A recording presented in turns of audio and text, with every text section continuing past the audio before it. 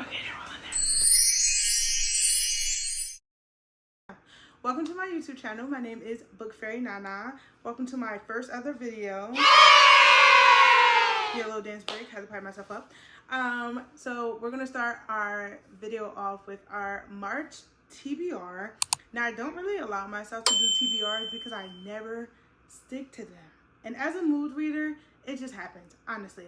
But I have been buying way too many books, and I did put myself in a book buying ban. Wait, because I'm about to cry. Hold up. Until I read my 10 most anticipated books on my physical TBR. But 10 turned to 14, and then 14 turned to 12. But we're going to start with our first book, which is Betting on You by Lynn. So it has recently been brought to my attention that Lynn Painter is not the best person in the world. She recently spoke on Israel versus Palestine. She said she did not support either, but did not elaborate. And if you did not know, we are pro-Palestine over here. And if you have an issue with me, write a ceasefire letter. We do not support problematic authors. And let's get back to the segment. Next book is Arthur and Teddy Are Coming Out. Literally, the title sums up the book. It's honestly the cutest thing that I've seen in a long time. It is about Arthur, who is 79, and his grandson Teddy. They both realize that they are gay. Arthur realizes at an older age, and he comes out to the family first. But Teddy doesn't like the response and the results that he's seen from the family. So Teddy decides to keep that information to himself, but share it with his granddad. And honestly, they just start going through life together. It's gonna be a support system for each other. So honestly, I thought that was cute and very refreshing because I read a lot of thrillers. And I'm not gonna hold you, February has definitely made me a romance girl. I'm a little lovey-dovey now. Okay, speaking of thrillers, we do have All the Little Raindrops. I saw this one day at Target and I just liked the cover. It looks spooky. So I was like, okay, automatically the vibes is there. It is about Noelle and Evan. They end up getting kidnapped together during their senior year in high school. They honestly have no connection to each other other than the fact that Evan killed Noelle's mom, which is like, calm down. Evan becomes a private investigator and the kidnappings start happening again and within their town, and he calls Noelle to help them because they feel like it's similar to when they got kidnapped. And I believe that they are the only people that was able to get away from the collector. So Noelle puts her pride aside and go back to the town and try to help him solve the cases. And they actually have to come face to face with their past and like answer questions and understand why what happened to them. Honestly, same with this book. I bought these books at the same day, Betting on You and this book from Target, because they were having a buy two get one free sale. They need to bring that back. And this has just been collecting dust. I actually only added this into the collection because I saw that this is a 4.5 on Barnes & Nobles and Amazon as far as reviews. And I kind of hate that because like, if the book isn't as good as the reviews, I'm going to have some words for somebody. But it also got me excited to read the book, considering it's been on my shelf. This next book, y'all, remind y'all, we are already the 5th. It's March 5th, and I am filming this video. And I started my series by having my boyfriend pick a number, and he picked this book, which is The Naturals by Jennifer Lane Barnes. If you know, this is the same author that wrote the Inheritance Games, and I absolutely devoured that series. I did not want to start with this book, but when my boyfriend said that number, I was like, God is telling me to do it. Like, this was meant for me. But I was so scared to start this book because I just knew that I was gonna like it so much because I like her writing style, that I was gonna stop everything that I was doing and read the entire series. We now own 3 out of 4, and I'm already on book number 3. I absolutely knew that was gonna happen to me, and honestly, consequences to my actions. I'm just like, so I'm trying to hurry up and finish the series actually because I want to do a Naturals versus the Inheritance Game, because they're very similar to each other, but they're not. We're going to get more into that video. But yeah, this is the Naturals book. If you haven't heard about it, you've been living under the rock. I honestly feel like it's the best to explain it as Teenage Criminal Minds. Okay, Cassie is put into a program with 4 other prodigies with the FBI. Everyone has their own special skills that set them up for being in this program. And I'm eating it up. Honestly, it's so good.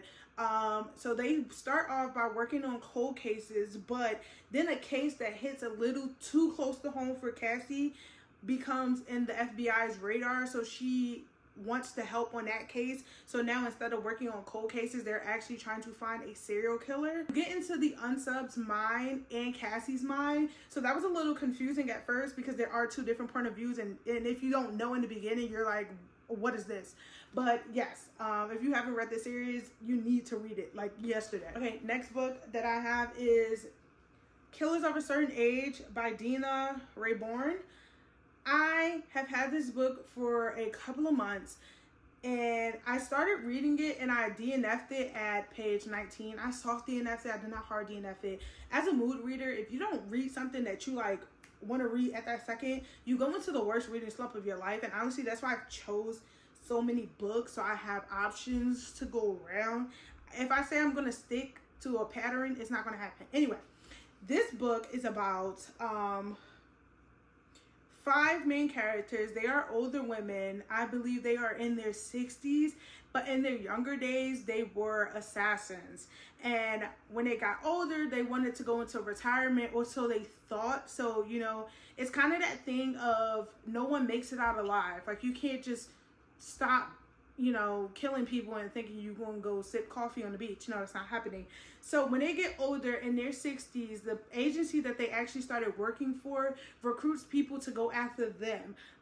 But just because they're older does not mean they don't still got it. So basically, it's just, you know, older women in their 50s, 60s, kicking ass, honestly.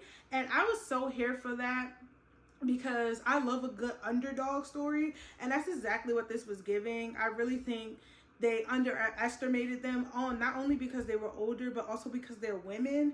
And I'm really excited to see how this ends. Just because I DNF'd it does not mean I will not go back to it. I will always go back to a book. My mood is just very I feel like I wanted to see some female rage, and I thought that this is what this was. On the back of the book, it really doesn't explain the book. It talks about 2 characters, Logan and Delilah. Logan's obsessed with Delilah. He's actually in love with her, and he thinks that Delilah's in love with him in his head. But potentially he's just a stalker. So the front of the book is what intrigued me the most. It says, boy meets girl, boy stalks girl, girl gets revenge. So Delilah's mom found the courage to get out of an abusive relationship, which put a lot of resentment in Delilah's heart for men, but she was so proud of her mom for, you know, standing up for herself. Then when she finds out that Logan believes they're in a relationship and that she's like the love of his life, she plots to get revenge on him because she is just tired of the men in her life trying to control her and everyone around them.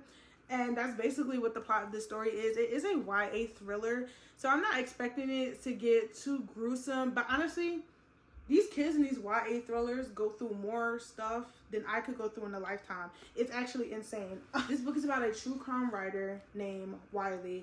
She decides to go to a cabin in order to finish her most latest novel, but the cabin has its own history, whereas though a gruesome murder did happen there, I believe 5 years ago. She thinks she's the only one in the cabin, and it's also taking place in a snowstorm, till she gets a knock at the door, and it happens to be a child. And, you know, given, you know, mother instincts and thinking that, you know, the child is harmless, she decides to take the child in to help them find their parent.